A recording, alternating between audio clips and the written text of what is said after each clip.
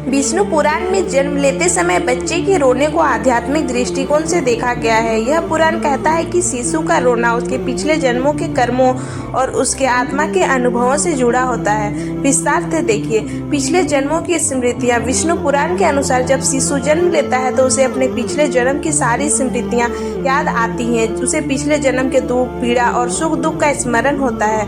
यह सब स्मरण उसके मन में एक प्रकार की बेचैनी और असहनीयता उत्पन्न करता है, जिसकी वजह से वह रोता है।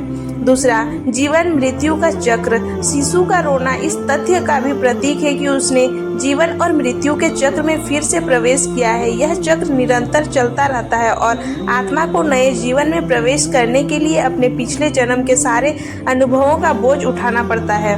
नया वातावरण। जब बच्चा गर्भ से बाहर आता है तो वह एक नए वातावरण में प्रवेश करता है। गर्भ में वह सुरक्षित और संरक्षित रहता है, लेकिन जन्म के बाद उसे एक नए और अपरिचित वातावरण का सामना करना पड़ता है। यह नया वातावरण उसके लिए अजनबी और अज्ञात होता है, जिससे वह असहज हो जाता है और रोने लगता है।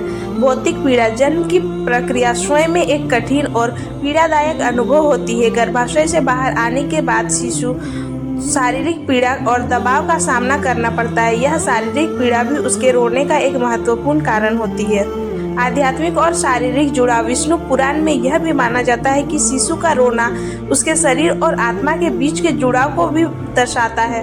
आत्मा का शरीर में प्रवेश करना और शारीरिक अस्तित्व को स्वीकार करना भी एक प्रकार की चुनौती होती है, जो शिशु के रोने के रूप में प्रकट होती है। इस प्रकार विष्णु पुराण जन्म लेते समय बच्चे के रोने को एक गहरे आध्यात्मिक और दार्शनिक दृष्टिकोण से समझता है, जो कि उसके पिछले जन्मों के कर्म, नए जीवन में प्रवेश और शारीरिक आध्यात्मिक अनुभवों से जुड़ा हुआ है।